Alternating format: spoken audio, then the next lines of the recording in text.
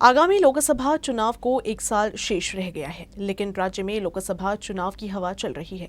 शिवसेना ने जहां बीजेपी शिवसेना गठबंधन में 22 सीटों की मांग की है, वहीं अब सहयोगी दलों ने भी सीटों की मांग की है। प्रहार विधायक बच्चू कडू ने तो अमरावती लोकसभा सीट से अपना उम्मीदवार उतारने की पूरी तैयारी शुरू कर दी है। सांसद नवनीत राणा के खिलाफ विधायक बच्चू कडू की प्रहार पार्टी से रविंद्र वैद्य को मैदान में उतारने की तैयारी है। रविंद्र वैद्य को बच्चू कडू के बेहद करीबी और विश्वास पात्र के रूप में जाना जाता है।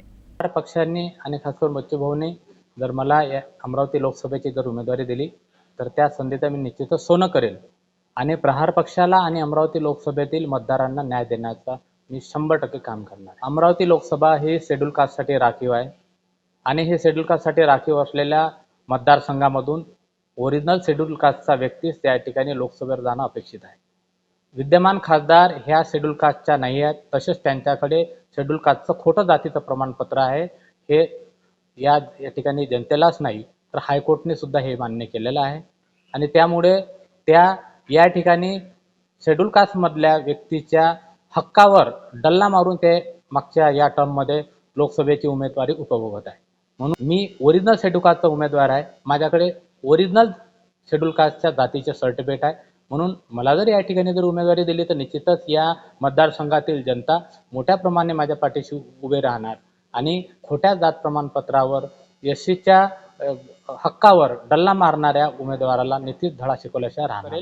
मलाच बऱ्याचशा लोकांचं असं म्हणणं आहे की तुम्ही तुमच्यासारखे माणसं जे शिकलेले आहेत, जे समाजसेवेमध्ये कार्य आहे, ते जोपर्यंत समोर येणार नाही तोपर्यंत या ठिकाणी ढोंगी आणि खोटे जात प्रमाणपत्रावर निवडून येणाऱ्या लोकांचंच राज्य राहील। म्हणून जनतेच्या भावनेसाठी म्हणजे माझी ही तयारी आहे आणि जर बच्चू भाऊने जर ती जर संधी दिली तर निश्चितच मला असं वाटते की या संधीचं सोनं झाल्याशिवाय राहणार। अमरावती महानगर पालिका की लाइफलाइन माने जाने वाली सिटी बस सेवा 3 माह से मनपा ठेकेदार व बैंक की लाल फीताशाही में फंसी थी, जिससे नागरिकों को असुविधा का सामना करना पड़ रहा था। अब मनपा प्रशासन ने जानकारी दी कि अगले 1 सप्ताह में सिटी बस दौड़ने लगेगी, जिसके लिए संबंधित ठेकेदार के साथ अनुबंध पर हस्ताक्षर करने और स्टार्ट ऑर्डर देने के बाद सिटी बस ठेकेदार को करारनामा सौंप दिया गया। अमरावती मनपा ने 22 फरवरी को सिटी बस सेवा का ठेका रद्द कर 8 मार्च से सेवा बंद कर दी थी। नए अनुबंध के लिए शर्त के कारण बैंक की एनओसी लाए बिना अनुबंध नहीं किया जा सकता। बस सेवा को शुरू करने में कठिनाइयां निर्माण हुई। जैसे ही कोर्ट ने नए ठेकेदार मनपा प्रशासन और महाराष्ट्र बैंक को एक साथ बैठकर निर्णय लेने के लिए कहा, 2 बैठकों के बाद ये तय किया गया कि 20% राशि मनपा द्वारा, 10% ठेकेदार द्वारा और शेष राशि का भुगतान किस्त के रूप में किया जाए। इस फैसले के बाद बैंक एनओसी जारी करने को राजी हो गया, जिसके बाद करार होने के बाद ठेकेदार ने बसों के तकनीकी कार्यों को पूरा करने के लिए बसों की धुलाई और साफ सफाई का काम भी शुरू कर दिया। अमरावती की सड़कों पर अगले सप्ताह से नागरिकों के लिए सिटी बस दौड़ेगी। पिछले 3 महीनों से शहर में बस सेवा बंद होने के कारण नागरिकों को ऑटो रिक्शा चालकों को अतिरिक्त और मनमाना किराया देना पड़ रहा था। अब सिटी बस सेवा एक बार फिर से शुरू होने से नागरिकों व छात्रों को मनमाना किराया वसूली से मुक्ति मिलेगी। अमरावती जिले के सभी तहसील में गुरुवार से 24/7 नियंत्रण कक्ष शुरू किए गए, ताकि मानसून के दौरान नागरिकों को तत्काल मदद मिल सके। यहां पर सभी विभागों के कर्मचारियों को नाइट शिफ्ट में फोन ड्यूटी पर लगाया जा रहा है। सरकार के मुताबिक मानसून शुरू होने से लेकर 30 सितंबर तक प्रशासन अलर्ट मोड पर रहेगा। अमरावती जिले के 482 गांव नदियों और नालों के पास है। इस कारण बरसात के मौसम में यह समस्या भी होती है। इसलिए मानसून में नियंत्रण कक्ष की भूमिका महत्वपूर्ण होती है। हर रात नियंत्रण कक्ष में 2 स्टाफ सदस्यों को नियुक्त किया जाता है। इसके अलावा 14 तहसील कार्यालयों में कर्मचारी नियुक्त है। जिला स्तर पर निवासी उप जिलाधिकारी एवं मुख्य कार्यकारी अधिकारी, जिला आपदा प्राधिकरण विवेक घोड़के को जिला नियंत्रण अधिकारी नियुक्त किया गया है। पुण्य श्लोक अहिल्या देवी होलकर की जयंती के अवसर पर अमरावती में भव्य शोभा यात्रा का आयोजन किया गया। वीर अहिल्या देवी नवयुवक संघटना, वीर अहिल्या देवी होलकर जयंती उत्सव समिति, जय मल्हार शेतकरी प्रोड्यूसर कंपनी और धनगर समाज द्वारा इस कार्यक्रम का आयोजन किया गया। शोभा यात्रा का शुभारंभ शहर के साइंस कोर मैदान से पुण्य श्लोक अहिल्या देवी होलकर की प्रतिमा का पूजन व वंदना कर गणमान्य लोगों द्वारा किया, जिसके बाद निकली ये शोभा यात्रा शहर के राजकमल चौक, श्याम चौक, जयस्तंभ चौक, रेलवे स्टेशन, इरविन चौक होते हुए डॉक्टर बाबा साहेब आम्बेडकर की प्रतिमा तक पहुंची और यही इस शोभा यात्रा का समापन हुआ। इस रैली और शोभा यात्रा में बैंड, विभिन्न ढोल पथक, महिलाओं की भजन मंडली और महापुरुषों की झांकियां विशेष आकर्षण रही।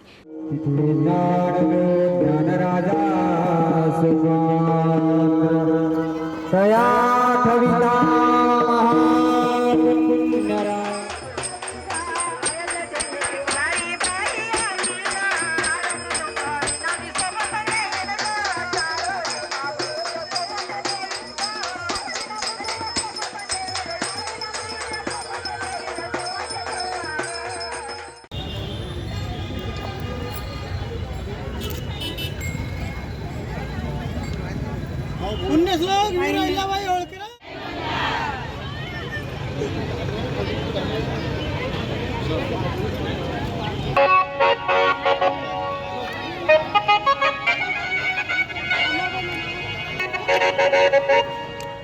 खरीफ सीजन नजदीक आ रहा है, इसीलिए विधायक बच्चू कडू ने अमरावती जिले के चांदूर बाजार में बीज उत्सव का आयोजन किया। जिले के किसानों ने इसमें भाग लिया।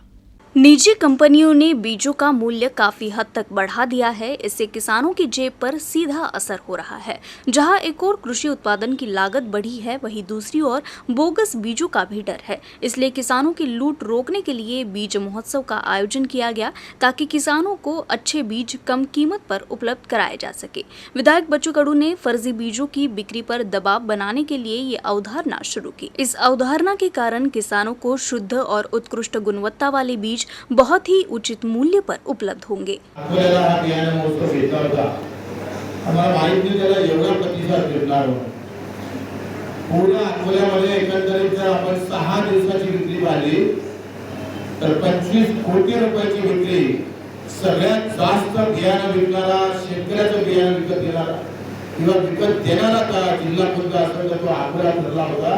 आणि मग त्याच दिवसाला आता आपण इथे सुद्धा जोरदारपणे याची सुरुवात करतो आहे। आणि म्हणून आपली एक म्हण होती, वेलकम फॉर्मर आणि गो बॅक कंपनी।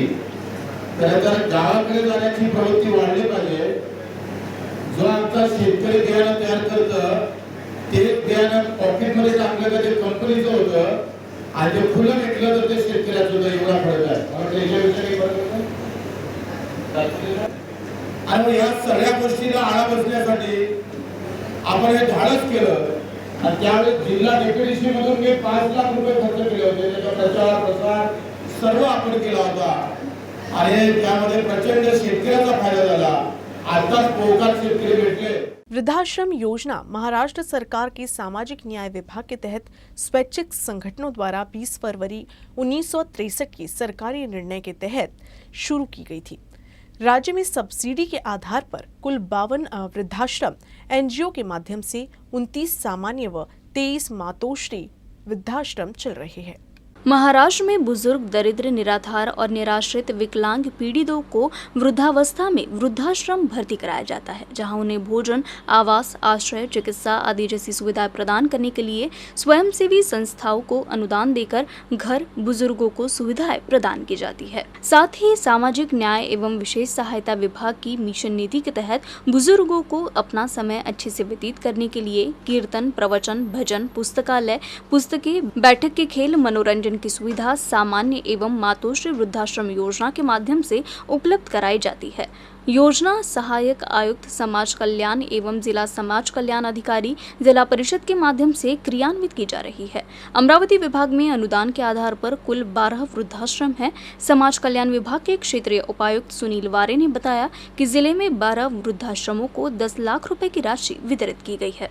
अमरावती जिले में बारिश और ओलावृष्टि से फसल को काफी नुकसान हुआ है। इसके लिए अब सरकार द्वारा अनुदान प्रदान किया जाने वाला है।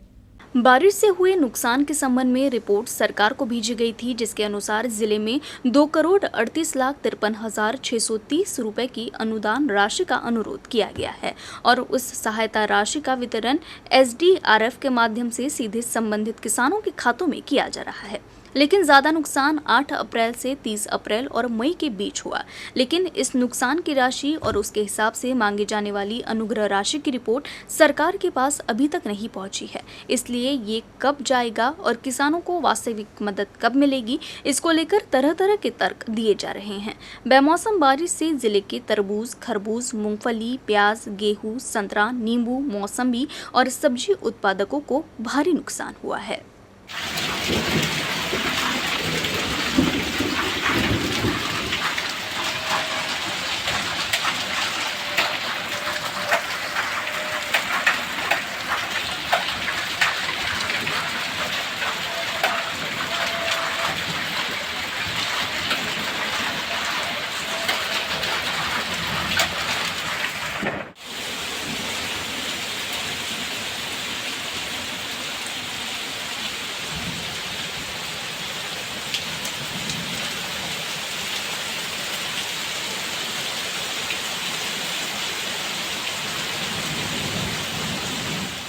इस बार सोयाबीन को अच्छी कीमत नहीं मिली है, जिससे किसान संकट में है। अमरावती में अभी भी बहुत से किसान सोयाबीन की फसल बेचने को ही है।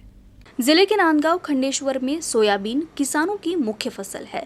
किसानों का जीवन इसी फसल पर निर्भर है। इस फसल की आय से किसान अपने परिवार और बच्चों की पढ़ाई पर खर्च करता है। सोयाबीन की फसल के दाम अच्छे हों तो किसानों की गाड़ी आराम से चलती है, नहीं तो किसान कर्ज में डूबते जाते हैं। किसान की फसल का कोई दाम नहीं मिलने के कारण कई किसानों ने 2 साल तक सोयाबीन को घर में ही रखने पर मजबूर हो गए थे। इस बार भी किसानों की कुछ यही स्थिति है। भाव प्रति क्विंटल करीब 5,000 रुपए था। किसानों को उम्मीद है कि सोयाबीन को 10,000 रुपए मिलेंगे, लेकिन वास्तव में कोई नहीं कह सकता कि इस साल सोयाबीन के भाव कहां तक बढ़ेंगे या घटेंगे। यह सोयाबीन मुख्य फसल है, इसलिए किसान आर्थिक संकट के कारण दुविधा में फंस गया है। अब किसान खरीफ की बुआई की तैयारी कर रहे हैं और खाद, बीज और बुआई का खर्चा बहुत ज्यादा है। किसान सोच रहे हैं कि इस लागत को कैसे पूरा किया जाए। 2 साल पहले सोयाबीन के भाव 10,000 रुपए के ऊपर थे। हालांकि सोयाबीन में बड़ी गिरावट के कारण किसानों के पास जो कुछ सोयाबीन थी उसे बेचकर वे मुक्त हो गए। लेकिन अब कई किसानों ने 2 सीजन की सोयाबीन घर पर ही रख ली है और भाव बढ़ने का इंतजार कर रहे हैं। इससे किसानों को आर्थिक संकट का सामना करना पड़ रहा है। और अब जब खरीफ सीजन की बुआई शुरू होने वाली है तो किसान कह रहे हैं कि सोयाबीन के दाम अभी तक मनचाहे स्तर पर नहीं पहुंचे हैं। अब किसान के सामने सवाल है कि बुआई कैसे की जाए। क्रांति ज्योति सावित्रीबाई फुले के बारे में आपत्तिजनक लेख लिखने वाली इंडक्टेल्स वेबसाइट के खिलाफ विरोध का आह्वान किया गया है। इसका असर अमरावती शहर में भी देखने को मिला। एनसीपी ने आक्रामक रुख अपनाते हुए शहर के इरविन चौक पर वेबसाइट का सार्वजनिक रूप से विरोध किया। इंडक्टेल्स इस वेबसाइट द्वारा सावित्रीबाई फुले का अनादर किया गया, जिसे सरकार गंभीरता से लेना चाहिए और आपत्तिजनक लेख लिखने वाली वेबसाइट इंडक्टेल्स पर तुरंत प्रतिबंध लगाना चाहिए और वेबसाइट और उक्त अपमानजनक लेख के लेखक के खिलाफ कड़ी कार्रवाई की जानी चाहिए। आंदोलन के दौरान राष्ट्रवादी कांग्रेस पार्टी की ओर से ऐसी मांग की गई। इसके साथ ही विनायक दामोदर सावरकर की जयंती समारोह के दौरान पुण्य श्लोक अहिल्या देवी होलकर और सावित्रीबाई फुले की प्रतिमा को हटाने का भी विरोध किया गया। नहीं चलेगी, नहीं चलेगी, नहीं चलेगी, नहीं चलेगी, नहीं चलेगी,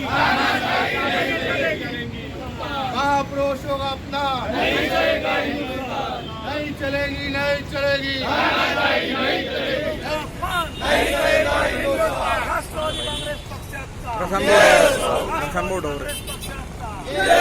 क्रांती ज्योती सावित्रीबाई फुले यांचा, क्रांती ज्योती सावित्रीबाई फुले यांचा, क्रांती ज्योती सावित्रीबाई फुले यांचा।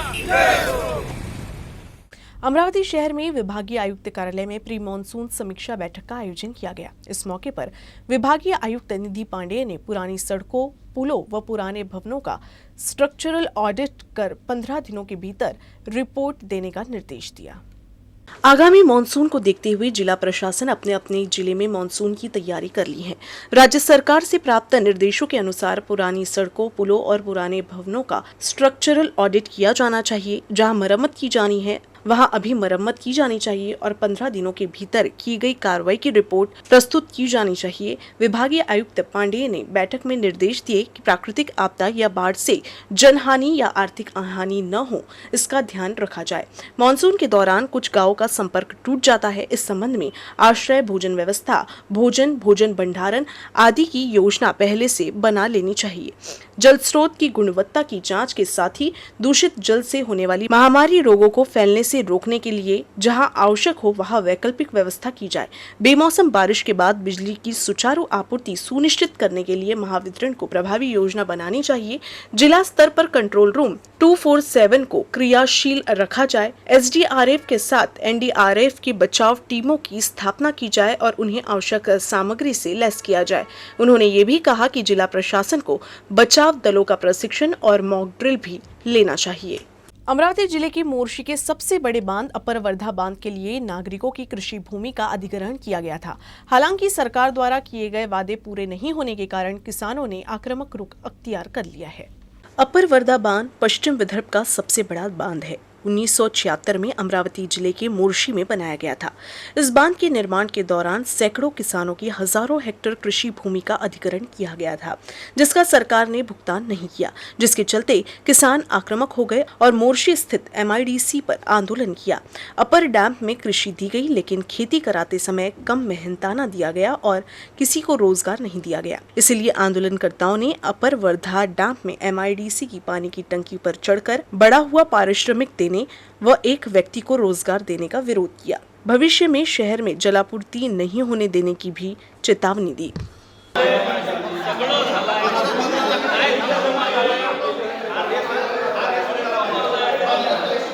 प्रकल्पग्रस्तांना न्याय मिळालाच पाहिजे। प्रकल्पग्रस्तांना न्याय मिळालाच पाहिजे। प्रकल्पग्रस्तांना न्याय मिळालाच पाहिजे। या सरकारचं करायचं काय? या सरकारचं करायचं काय? या सरकारचं करायचं हक्काचं प्रकल्पग्रस्तांना न्याय मिळालाच पाहिजे। प्रकल्पग्रस्तांना न्याय मिळालाच पाहिजे। ज्यावेळेस अप्पर वर्धा धरणाची जे निर्मिती झाली होती 1976 मध्ये, तर प्रत्येक एका कुटुंबातील 2 व्यक्तींना सरकारी नोकरी आणि मोबदला देऊ असे आश्वासन दिलं होतं, पण एकही व्यक्ती लावण्यात आली नाही आणि मोबदला पण 100, 200, 1000, 2000 रुपयापर्यंतच एकरी पैसे दिले गेले। आता ते जे दाखलं आहे, ह्या दाखल्यात आम्हाला विशिष्ट रक्कम देण्यात यावी हीच आमची मागणी आहे। हा 1976ला इथे आला। 1976 पासनं भूमी अधिग्रहित सुरू झालीत। भूमी अधिग्रहण सुरू झाल्यानंतर 85 पर्यंत पूर्ण झालं। अधिग्रहण झालं। अधिग्रहण होताना या लोकांना 100 रुपये 200 रुपये प्रति हेक्टरी मोबदला दिला। तो देताना यांनी प्रकल्पग्रस्ताचं सर्टिफिकेट दिलं। ते सर्टिफिकेट देताना असं सांगण्यात आलं होतं की प्रत्येक घरची 2 व्यक्ती ही शासकीय सेवेत रुजू करून घेणार। 1982 पासनं 85 पासनं आज 2023 निघालं। 60% लोक अजूनही न्यायाच्या प्रतीक्षेत आहे। त्या 60% लोकांचा हा आक्रोश आहे। हा आक्रोश गेल्या 42 वर्षापासून कंटिन्यू शासन दरबारी पायपीट करताना चालू आहे। त्यामुळं सगळा निर्णय तेच घेऊ शकतात। आमची त्यांच्यासोबत बैठक लावा। जिल्हा नियोजन समितीच्या बैठकीत आमचा प्रश्न उपस्थित करा। ज्या लोकांना न्यायाची प्रतीक्षा आहे या सर्वांना त्या बैठकीत बोलवा। आम्ही 2-3 प्रतिनिधी त्या बैठकीला येणार नाही।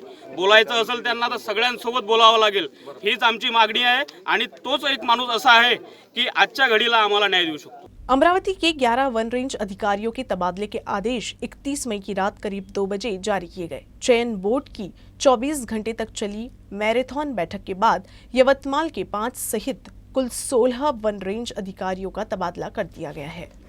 वन परिक्षेत्र अधिकारियों के वन विभाग में तबादले का अधिकार शासन द्वारा प्रशासन को दिए जाने के बाद राज्य स्तर पर वन संरक्षक के प्रमुख, जबकि विभागीय स्तर पर मुख्य वन संरक्षक को दिया गया है। हालांकि क्षेत्रीय स्थलांतरण प्रतिबंधित है। दूसरी ओर वन रक्षकों, वनपालों, सहायक वन रक्षकों पर ये प्रतिबंध लागू न होने के कारण केवल वन परिक्षेत्र अधिकारियों के संवर्ग के साथ ही ये अन्याय हो रहा है, जिससे संवर्ग में नाराजगी है।